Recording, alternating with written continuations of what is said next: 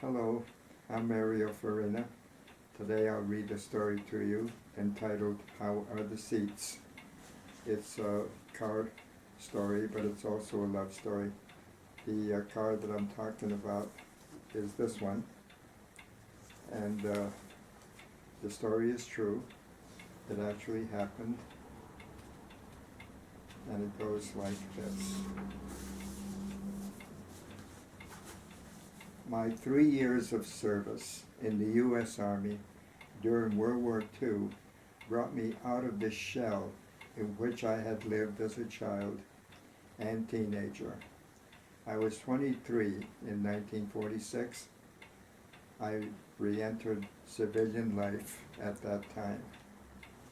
A character trait that my parents had built into me still survived, however, that of being severely practical. My mind controlled my life far more than my heart did. Getting back to work as soon as possible seemed to be the logical thing to do. After a short stint at the American Locomotive Company in Schenectady, I was fortunate enough to get a job in 1947 at the huge General Electric plant there. I was an engineer's assistant. The job did not require a college degree. Though the title sounded impressive, it was a clerical position.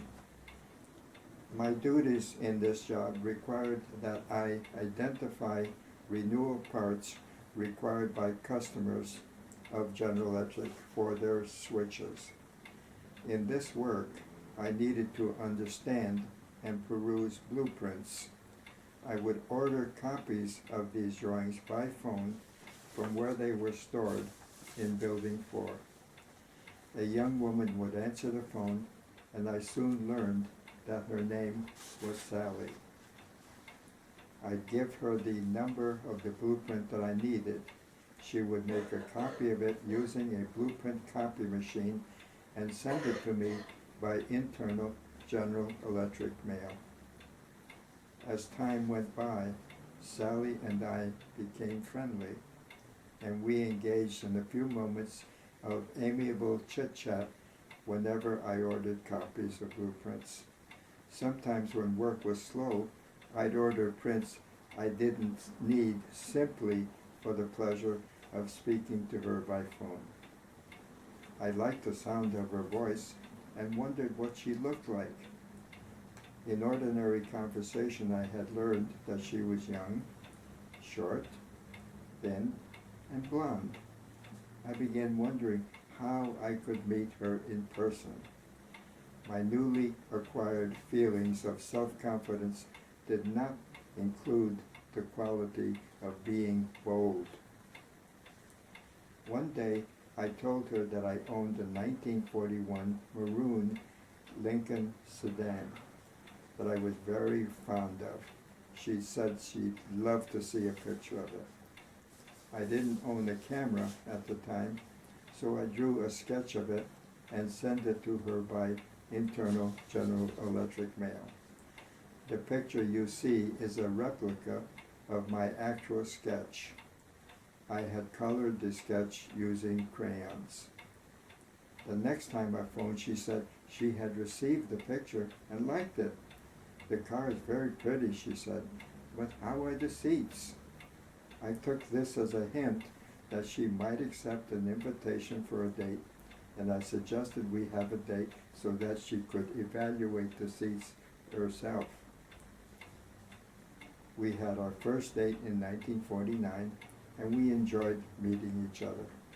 It was a pleasant Sunday in June. Magic was in the air.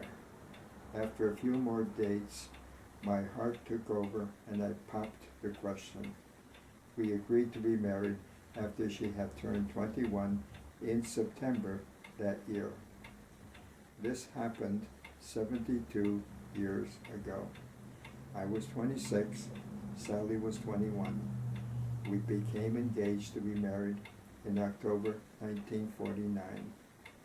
Sally and I decided we would postpone our honeymoon and put all of our savings into a new home. The sum of our savings was $1,000. We hated the idea of paying rent when we could put the money into a house. The real estate agent told us the most house this money could buy was one that had just been built on the outskirts of Schenectady. This was all right with us, and we went to see it. It was a small Cape Cod with 4 rooms, basement, and expandable attic, but no dining room, no fireplace, and no garage. The price was $9,500. The monthly payments each month would be $54 for 25 years. Both Sally and I had jobs, and we thought we could afford this.